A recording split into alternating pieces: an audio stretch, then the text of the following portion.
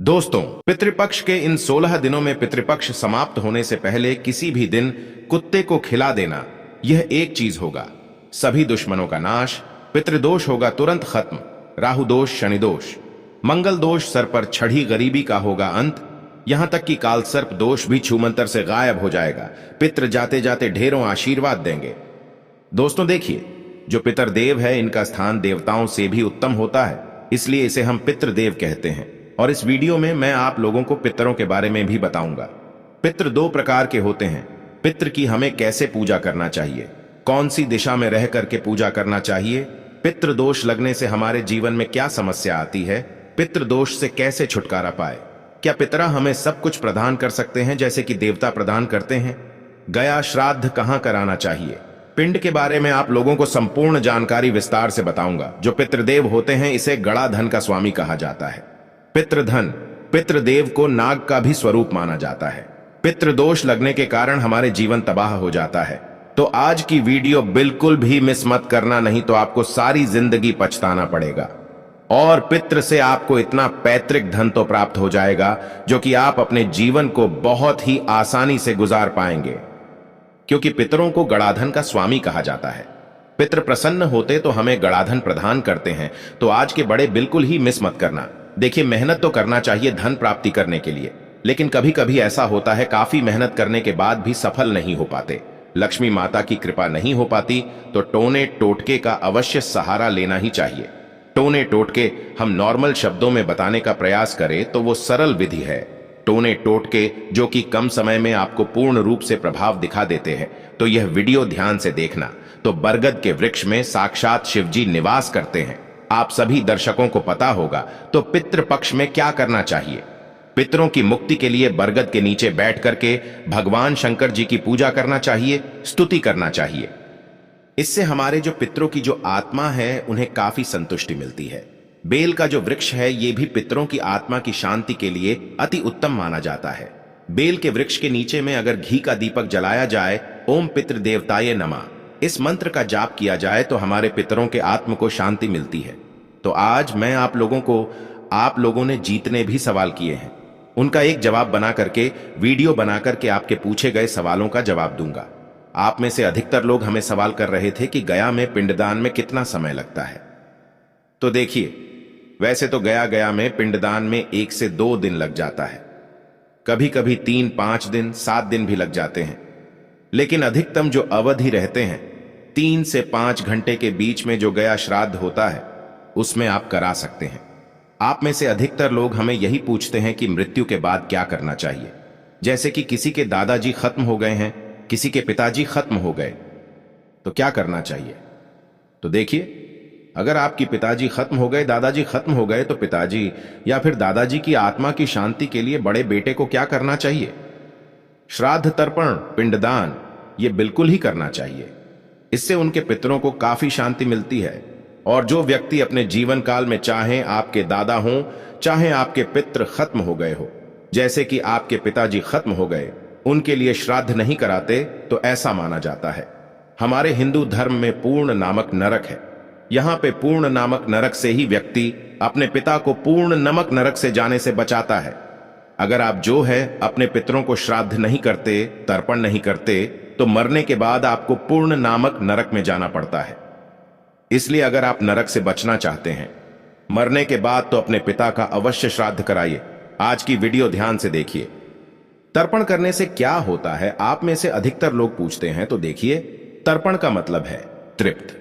ऐसा माना जाता है पितरलोक में 15 दिनों के लिए पानी खत्म हो जाता है, इसलिए अपनी भूख प्यास शांत करने के लिए जीतने भी हमारे पूर्वज हैं, परिजन हैं, जीतने भी हमारे मरे हुए जो रिलेटिव रहते हैं, मृत आत्मा होते हैं, ये धरती लोक पर आ जाते हैं। और उनकी यह छूदा यही धरती लोक पर अगर आप तर्पण करते हैं, इनके माध्यम से उन्हें प्राप्त होता है और उन्हें जो है काफी आत्म संतुष्टि मिलती है। और जब वो 15 दिन यहां तक रहने के बाद अपने धाम वापस जाते हैं, तो आप लोगों को खूब सारा आशीर्वाद देकर के जाते हैं, खाली हाथ नहीं जाते। इसलिए हमें पितरों को अवश्य सारी चीज हम जीतनी भी वीडियो में बता रहे हैं। तर्पण क्रिया अवश्य करना चाहिए। पितृपक्ष में किसी की मृत्यु हो जाए तो क्या होता है, आप में से अधिकतर लोग पूछ रहे थे। उस दिन भी मैं वीडियो में बताया था। तो देखिए, अगर पहली पीढ़ी स्वर्ग में चली जाती है तो मोक्ष हमें सीधे प्रवेश करते हुए, अगर कोई भी व्यक्ति मर जाते हैं तो सीधा मोक्ष में प्रवेश करते हुए भगवान के साथ मिल जाते हैं, भगवान के खुले द्वार पे जाते हैं। आप में से अधिकतर लोग हमें यह कमेंट करके पूछते हैं कि श्राद्ध के दिनों में क्या नहीं करना चाहिए। तो श्राद्ध के दिनों में ध्यान से सुन ले। पितृपक्ष में मांसाहारी भोजन नहीं करना चाहिए। हो सके तो नाखून, बाल, दाढ़ी बिल्कुल ही मत बनवाना, इससे पितरा दोष लगते हैं। आप में से अधिकतर लोग हमें कमेंट करते हैं कि क्या बेटी पितृपक्ष कर सकती है।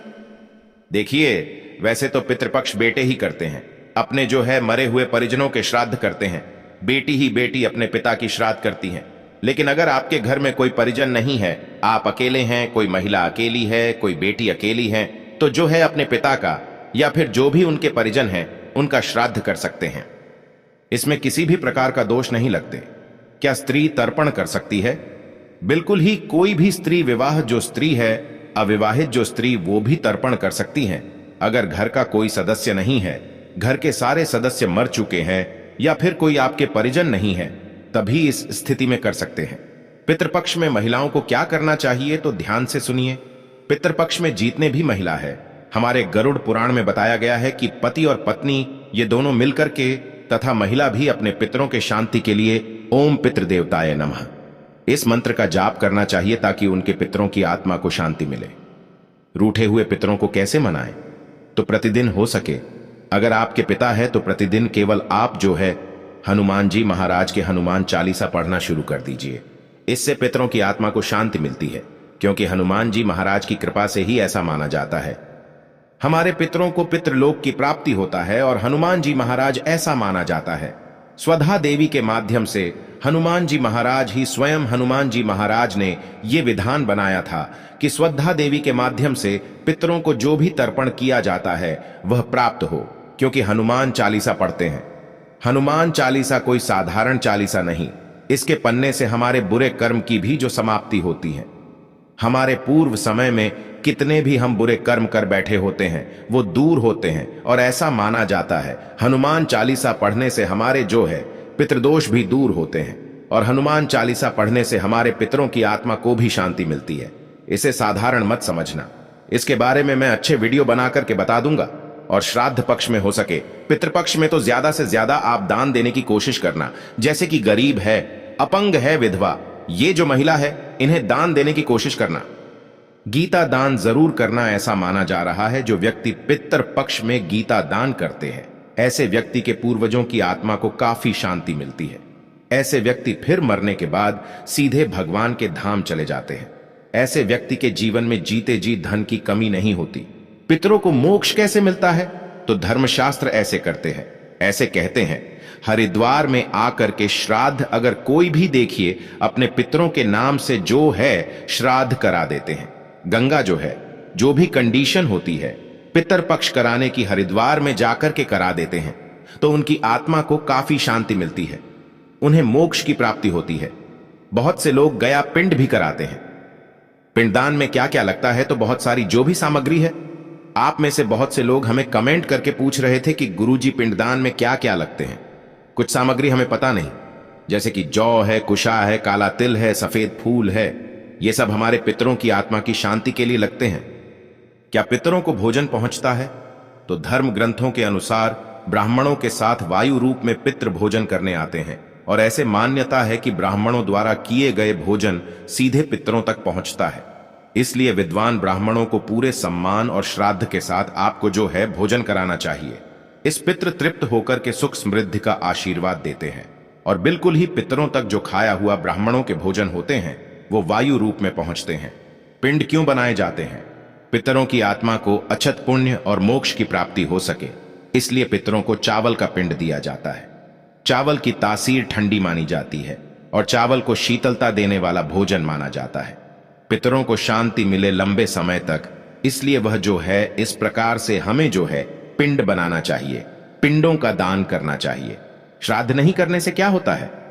देखिए भाई, श्राद्ध नहीं करने से पितृदोष लगते हैं, और जिनके जीवन में पितृदोष लग जाए उनका जीवन फिर बिल्कुल ही बदतर हो जाते हैं, नरक जैसा हो जाते हैं। ऐसे व्यक्ति की वंश वृद्धि कभी आगे नहीं बढ़ती। आपकी अध्यात्म उन्नति नहीं हो पाती। सबसे बड़ा दोष पत्नी और संतान पर लगता है, विवाह संपन्न नहीं माना जाता। जीवन भर पति पत्नी के झगड़ों में गुजर जाते हैं, संतानहीन जीवन हो जाता है, संतान बिगड़ जाती है, श्राप लग जाता है, कालसर्प दोष लग जाते हैं। जिन्हें पितृ दोष लगा हो, ऐसे व्यक्ति की फिर जल्दी मृत्यु भी हो जाती है। ऐसा धर्मशास्त्र में लिखा है। आप में से अधिकतर लोग ये पूछते हैं कि पिंडदान कहां कहां होता है, तो माना जाता है ये जो पिंडदान है ये गयापुरी में होता है। वर्तमान में गया में 48 स्थान है, जहां गया में आज भी वर्तमान समय की बात करूं तो 48 स्थान है जहां पे पिंडदान किया जाता है। पितृ कितने प्रकार के होते हैं? तो पुराणों के अनुसार पितरों को 2 भागों में बांटा गया है। एक जो बोलते हैं दिव्य पितृ, दूसरे को मनुष्य पितृ। दिव्य पितृ जो होते हैं ये मनुष्य और जीवों के कर्मों के उधार पर उनका न्याय करते हैं और आर्यमा को पितरों का प्रधान मानते हैं। वही इनका न्यायाधीश यमराज भी होते हैं। दर्शकों, भगवान विश्व की नगरी मोक्ष नगरी है, जिसे हम गया के नाम से जानते। यहां जाकर के कोई भी व्यक्ति श्राद्ध करा देते हैं तो पितरों की आत्मा को शांति मिलती है। आपका यह भी सवाल है कि आप कमेंट में पूछ रहे थे कि गया में पिंडदान में कितने पैसे लगते हैं। तो देखिए, गया में पिंडदान में एक हमने सर्वे किए तो उसमें पता चला कि 5 से 7 हजार रुपए में पिंडदान में जो खर्चा आ जाते हैं, और जो नॉर्मल कराते तो 500 में भी हो जाता है। ये आपके ऊपर डिपेंड करते हैं। गया जाने से पहले क्या करना चाहिए? अगर आप गया जाना चाहते हैं अपने पितरों की आत्मा की शांति के लिए, तो गया जाने से पहले हो सके तो आप पहाड़ों को कुछ दान करके जाइए। कुछ छोटे बच्चे को दान करके जाइए। हो सके तो गरीब एवं असहाय लोगों को दान करके जाइए। इससे आपके जो गया जाने के मार्ग में कठिनाई आती है, परेशानी आती हो, दूर हो जाती है। आप में से अधिकतर लोग ये पूछ रहे थे कि त्रिपिंडी श्राद्ध हमें कब करना चाहिए। तो श्राद्ध का अनुष्ठान या एक योगदान होता है जो कि मृत पूर्वजों की आत्मा को शांति के लिए किया जाता है। तो त्रिपिंडी श्राद्ध करने के लिए शुभ दिन कौन सा है? तो देखिए, पंचमी, अष्टमी, एकादशी, 13, 14, श्रावण, कार्तिक, पौष मास, फागुन, बैसाख जैसे महीने में जो है त्रिपिंडी श्राद्ध कर सकते हैं। और त्रिपिंडी श्राद्ध के बारे में भी सारी जानकारी बताऊंगा। तो त्रिपिंडी करने से क्या फायदा होता है, तो ऐसा माना जाता है त्रिवंडी श्राद्ध करने से पितरों को प्रेत बाधा और अकाल मृत्यु से मरने के बाद जो कठिनाइयां आती हैं, जो परेशानी आती है, वो दूर हो जाती है और मोक्ष की प्राप्ति होती है। त्रिपिंडी श्राद्ध जो होते हैं, इससे जो पितर की जो आत्मा है भटक रही, उन्हें मोक्ष की प्राप्ति होती है। पितृ दोष से क्या होता है?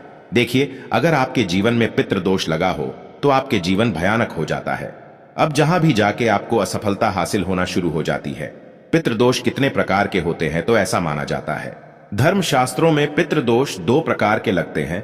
इसके बारे में बताऊंगा। पितृ दोष से मुक्ति पाने की कुछ उपाय बता दीजिए।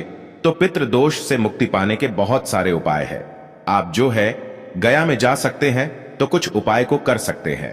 परिवार के सभी सदस्यों से बराबर मात्रा में सिक्के इकट्ठे करें, उन्हें किसी मंदिर में जाकर के दान कर दें। तो परिवार के अगर किसी लोगों में पितृ दोष लगा हो और आपको पता नहीं है, तो पितृ दोष दूर होते हैं। कपूर जलाने से देव दोष और पितृ दोष का समान होता है, ऐसा हमारे धर्मशास्त्र में माना गया है। कौवे, चिड़िया, कुत्ते और गाय को रोटी खिलाने से भी पितृ दोष दूर होते हैं। पीपल या बरगद के वृक्ष में जल चढ़ाते रहना चाहिए, इससे भी पितृदोष दूर होते हैं। हां, एक बात आप सभी दर्शकों को बताने का प्रयास करूंगा। दक्षिण मुखी मकान में अगर आप रहते हैं तो भयंकर पितृदोष लगते हैं। कदापि दक्षिण मुखी मकान में आप बिल्कुल ही मत रहना, इससे पितृदोष जल्दी लगते हैं और हमारे जीवन में काफी कठिनाइयां आती हैं। बंधे हुए पितरों को कैसे खोले? तो प्रतिदिन घर में, क्योंकि आप में से अधिकतर ऐसे लोग हैं जिनकी पितृ बंध जाते हैं और ऐसे प्रेत आत्मा बन करके नुकसान पहुंचाते हैं, भूत प्रेत बन जाते हैं। हमें कई लोग कमेंट करके पूछते हैं। तो देखिए, प्रतिदिन घर में गीता का पाठ करने से जो बंधे हुए पितृ आत्मा है, आत्मा को काफी शांति मिलती है और मौसम की प्राप्ति होती है। आप गया श्राद्ध करा दीजिए, बंधे पितृ खुल जाते हैं, आपको नुकसान फिर नहीं पहुंचा पाते हैं। कैसे पचाने के घर में पितृ दोष लगे हुए हैं? पितृदोष होने पर व्यक्ति की जीवन में संतान सुख नहीं मिल पाता। नौकरी और व्यवसाय मेहनत करने के बावजूद भी आपको सफल प्रदान नहीं कर सकती है, यानी कि आपको हानि मिलना शुरू हो जाती है। परिवार में कलह क्लेश बने रहते हैं, झगड़े लड़ाई होने लगती है। परिवार में किसी न किसी व्यक्ति को सदा बीमारी ग्रसित रहते हैं। परिवार में विवाह योग्य जो लोग रहते हैं उनका विवाह नहीं हो पाते। तो इस कंडीशन में समझ सकते हैं कि पितृ दोष है। पितरादेव की पूजा कहां कहां होती है। तो वैसे पितृदोष दूर करना चाहते हैं तो पितृपक्ष में अगर आप अपने पितरों के श्राद्ध कराना चाहते हैं तो ऐसा माना जाता है। त्रिंबकेश्वर, नासी, गया, रामेश्वर, हरिद्वार और उज्जैन में ही जो है पितृदोष की पूजा हो, ये सब पितृदोष से छुटकारा आप पा सकते हैं। पितरों की शांति के लिए क्या करना चाहिए, तो पीपल के वृक्ष पर दोपहर में जल, पुष्प, अक्षत, दूध, गंगा जल, काले तिल ये सब चढ़ाना चाहिए।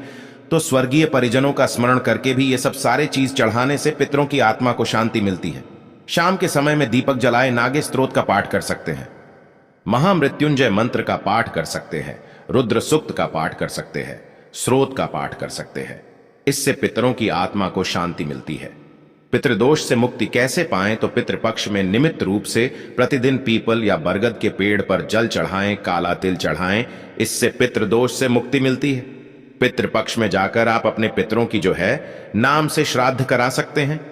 मैं कई बार इस वीडियो में कम से कम 10 से 12 बार बता चुका हूं, लेकिन आप लोग जितने भी कमेंट किए सभी के लिए मैं वीडियो बना रहा हूं। जितने भी क्वेश्चन हैं सबका आप लोगों के सवाल दे रहा हूं।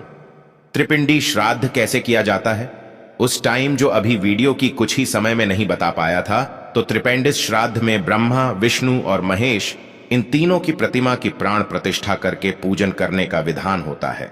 देखिए, हमें जो आत्मा परेशान करती हैं उनके लिए अनिष्ठान गोल शब्द का प्रयोग करके हम जो है त्रिपिंडी श्राद्ध करा सकते हैं। कई बार ऐसे होते हैं ना, गोत्र के बारे में पता नहीं चलता, बहुत सारे ऐसे आत्मा होते जो कि नुकसान करते हैं। त्रिपिंडी श्राद्ध वैसे तो जो मृत आत्मा अकाल मृत्यु जो मरे, जिनके बारे में आपको पता भी नहीं है, फिर आपके घर के परिजन को ऐसे मर गए जिनके बारे में आपको पता नहीं, त्रिपिंडी श्राद्ध करा दीजिए, उनकी आत्मा को जल्दी मुक्ति मिलती है। पितृपक्ष में हमें पानी कैसे देना चाहिए, तो श्राद्ध कर्म करते हुए किस प्रकार से पानी देना चाहिए, आइए ध्यान से जान लीजिए। तो पके हुए चावल, दूध और काले तिल मिलाकर पिंड बनाए जाते हैं। इन पिंडों को मृत व्यक्ति के शरीर का प्रतीक माना जाता है और पिंडों पर अंगूठे की मदद से धीरे धीरे जल चढ़ाया जाता है। इस संबंध में ऐसा मान्यता है कि अंगूठे से पितरों को जल देने से जो पितर होते हैं तृप्त होते हैं और उनकी आत्मा को शांति मिलती है। या पितृपक्ष हमें नए कपड़े खरीद सकते हैं। पितृपक्ष हमें ध्यान दीजिए, कभी भी नए कपड़े नहीं खरीदना चाहिए, इससे हमारे पितृदेव नाराज होते हैं। पितृदेव को कदापि आप जो 15 दिन तक नाराज मत होने दीजिए, क्योंकि पितृदेव प्रसन्न होंगे तो आपके जीवन में कठिनाई है, परेशानी है, समस्या है, सबको दूर कर देते हैं और जितना ज्यादा कोशिश करे पितरा आपसे प्रसन्न हो। पितृपक्ष में हम बहुत सारे भी और भी वीडियो आगे भी उपाय बताते जाएंगे। वो सारे उपाय में से जो उपाय अच्छा लगे वो उपाय करते जाइए। आप में अधिकतर लोग हमें कमेंट करते हैं, क्या गुरुजी हम पितृपक्ष में अंडे खा सकते हैं? तो देखिए, पितरा पक्ष में अंडे वगैरह बिल्कुल ही मत खाना, क्योंकि आपके पितृ आपके साथ में आए हैं, आपको देखने के लिए आए हैं, मिलने के लिए आए हैं। 15 दिनों के लिए हम पहले भी कई वीडियो में बता चुके हैं और एक वीडियो में भी बोले थे कि पितृदेव 15 दिनों तक केवल यहां पे अपने तर्पण श्राद्ध कराने के लिए नहीं आते, वो अपने पूरे परिवार को खुशहाल देखने के लिए आते हैं। अगर आप दुखी हैं तो आपको दुखी जीवन को सुखी में बदल सकते हैं, इसलिए पितृ को प्रसन्न करें। प्रसन्न होते हैं तो हमें पैतृक धन देते हैं। पितृ हमारे प्रसन्न होते हैं तो जाने से पहले हमारे जीवन के कष्ट को दूर करके जाते हैं। पितृ का जो स्थान है देवताओं से उत्तम होता है, इसलिए हो सके तो पितरों को जितना ज्यादा हो सके प्रसन्न करने की कोशिश करें और पितरों की आत्मा के लिए पितृ प्रसन्न रहे। इसलिए जो कौवे हैं, चींटियां हैं, इनको शक्कर खिलाएं, आपसे जैसा बन सके गरीबों को दान करें। इससे पितृदेव प्रसन्न होते हैं और आपके जीवन की इच्छा कितना भी बड़ी कठिनाई उसे तत्काल समाप्त करने में समर्थमान है, क्योंकि पितरों का स्थान देवताओं से भी उत्तम है। पितृपक्ष में कौन सा पक्षी हमारे पितरों के रूप में आते हैं? तो हमारे धर्मशास्त्र ऐसे कहते हैं कि जो कौवा है ये पितरों के रूप में ये हमारे घरों में आते हैं, हमारे घर में आकर के हमारे देख रेख करते हैं। यानी कि कहने का मतलब है कि हम क्या करें क्या नहीं करें, सारे चीजों को पितृपक्ष हमें पितृदेव कौवा बन करके आते हैं, देखते हैं, भोजन ग्रहण करते हैं और यमराज का भी प्रतीक माना जाता है। कौवे की शनिदेव भी सवारी करते हैं। पितृपक्ष में कौन सा पाठ करना चाहिए? तो पौराणिक ग्रंथों के अनुसार पितृसूक्त का पाठ करने से पितृदेव प्रसन्न होते हैं। आप गूगल में सर्च करके देख लीजिए, इसके किताब आती है। अब ये जो है अपने जा करके किसी भी आसपास के जो पुस्तक की दुकान है वहां पे खरीद सकते हैं। आप में से अधिकतर लोग ये पूछते हैं कि जैसे कि गुरुजी आप मित्र पक्ष के बारे में सारे जानकारी बता रहे हैं, तो क्या अमावस्या को झाड़ू खरीद सकते हैं? तो देखिए, झाड़ू अमावस्या के दिन आप बिल्कुल ही मत खरीदे। क्यों मत खरीदे? क्योंकि अमावस्या के दिन झाड़ू घर से बाहर फेंका जाता है। झाड़ू जो होता है, अगर ये आपके घर में झाड़ू टूट गए हैं तो इसे कुलक्ष्मी का प्रतीक माना जाता है। जो अच्छे झाड़ू हैं, जो सालों तक योग्य है, इसे लक्ष्मी का प्रतीक माना जाता है। तो कदापि आप जो है ध्यान दीजिए, अमावस्या के दिन झाड़ू मत खरीदना। झाड़ू खरीदना है तो एकादशी है, तेरस है या फिर पूर्णिमा का दिन खरीद सकते हैं। श्राद्ध में ब्राह्मणों को क्या खिलाना चाहिए? देखिए, सर्वप्रथम आपको कुत्ते, गाय, कौवे, चींटी, देवता और पितृदेव को जो है तर्पण कराने के बाद कुछ देने के बाद ही ब्राह्मणों को भोजन कराना चाहिए। और क्या खिलाना चाहिए? तो ब्राह्मणों को जो अवश्य बन पाए वो चीज खिलाइए। लेकिन हां, आपको कुछ मात्रा में काले तिल ब्राह्मणों के भोजन में डाल देना चाहिए, ताकि आपके ऊपर पितृ ज्यादा प्रसन्न हो। जो काले तिल होते हैं, पितरों को जल्दी प्राप्त होता है। पितृपक्ष में क्या खाएं क्या ना खाएं, तो देखिए, पितृपक्ष में हो सके तो ध्यान से सुनिए। ऐसा माना जाता है कि साग, मूली, लौकी, खीरा ये खाना चाहिए।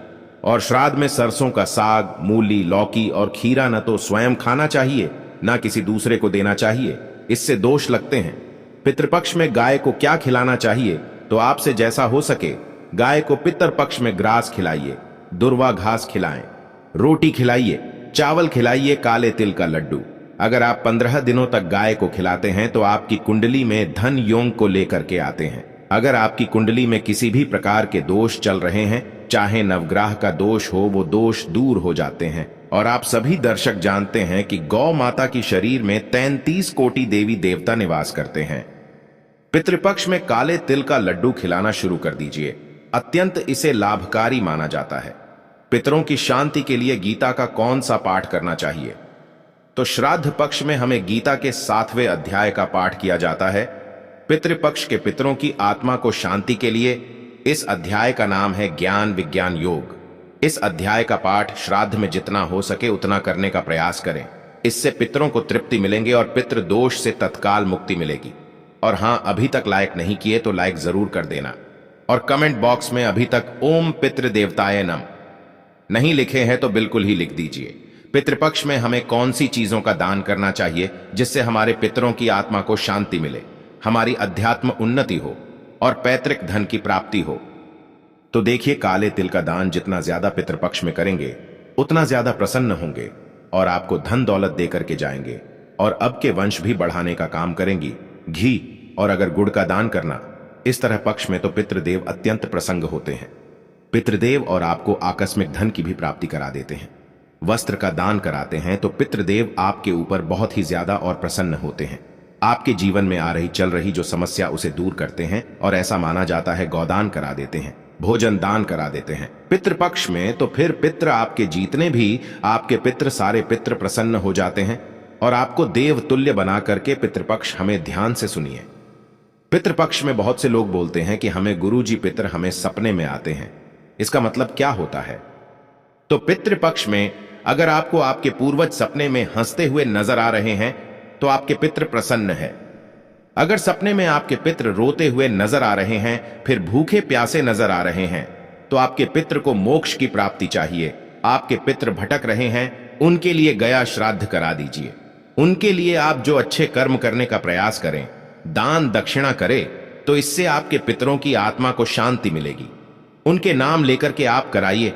आप में से अधिकतर लोग ऐसे हैं जो कि हमें कमेंट करके पूछते हैं कि पितरा पक्ष हमें गुरुजी आप ये बता दीजिए कौन सा फूल चढ़ाना चाहिए जिसे हमारे पितृ प्रसन्न हो। तो पितरों के लिए जो सफेद कलर की फूल होता है ये बहुत ही अच्छा माना जाता है, क्योंकि जो सफेद रंग होते हैं सात्विक का प्रतीक माना जाता है और आत्मा का कोई रंग नहीं होता। आत्मा का इस प्रकार से माना जाता है, हमारे धर्मशास्त्र में आत्मा का कोई रंग नहीं होता। और पितृदेव क्या है? आत्मा है, तो आत्मा का कोई रंग नहीं होता। पिछले वाले वीडियो में भी बताया था कि पितरों के देवता का नाम क्या है। तो पितरों के जो देवता है, देखिए जो पितरों के देवता है ये आर्यमा है और ये महर्षि कश्यप की पत्नी देव माता अदिति के पुत्र हैं। और अदिति के पुत्र होने के कारण ये इंद्र के भाई हैं। आप में से अधिकतर लोग कमेंट करके पूछ रहे थे उस दिन की गुरुजी पितरों को जल देते समय क्या बोलना चाहिए। जिससे हमारे पितरों को जल्द तुरंत प्राप्त हो जाए, तो जल देते समय आप क्या करें? वसु रूप में मेरे पितृ जल ग्रहण करें और तृप्त हों। इस प्रकार से आपको बोलना है। और एक मैं नीचे में मैं मंत्र बता रहा हूं, इस मंत्र को बोल देना। डिस्क्रिप्शन बॉक्स में भी लिख दूंगा। पिछले वाले वीडियो में भी बताया था। तो आपको क्या बोलना है? गोत्रस्मत पितामह। आपको अपने गोत्र का नाम लेने हैं और आपको अपने पितामह का नाम लेने हैं। फिर आपको बोलना शर्मा, वसु, रूपत, तृप्तिया निदम, तिलोदकम, गंगा जलवा तस्मय स्वधा नमः, तस्मय शोधा नमः, तस्मय शोधा नमः। इस मंत्र को पितामह को 3 बार जल देते हुए बोलना है। तो आपके पितामह इसे प्राप्त करते हैं और उन तक जल्दी पहुंचते हैं। आप में इसे अधिकतर लोग पूछ रहे थे, क्या पितृपक्ष में भगवान की पूजा करना चाहिए? बिल्कुल ही भगवान की पूजा करना चाहिए, क्योंकि भगवान ने ही पितरों को बनाया, ना कि पितरों ने भगवान को। पितृपक्ष में भगवान की पूजा कर सकते हैं। पितृपक्ष में तो बहुत सी जगह पे भागवत होते हैं। इसे पितृ की आत्मा को शांति मिलती है।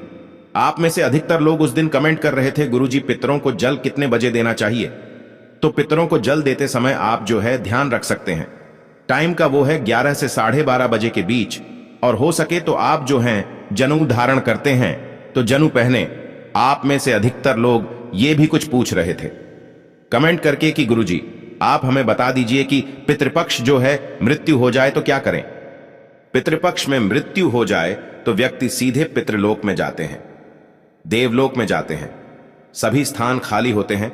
घर में पितरों का स्थान कहां होना चाहिए? तो घर में पितरों के जो तस्वीर है, जो स्थान, वह उत्तर दिशा में आपको लगाना चाहिए और उनके मुंह दक्षिण दिशा की तरह होना चाहिए, क्योंकि जो दक्षिण दिशा होता है पितरों का स्थान माना जाता है। यम का दिशा होता है और मृत आत्मा जीतने भी होते हैं। इनके तस्वीर हमेशा दक्षिण दिशा की तरफ ही लगाना चाहिए। अगर आपके मन में कोई और क्वेश्चन है, कोई डाउट है, तो आप हमें कमेंट करके पूछ सकते हैं। बिल्कुल ही मैं ऑनलाइन आऊंगा तो बिल्कुल मैं आपकी मदद करूंगा।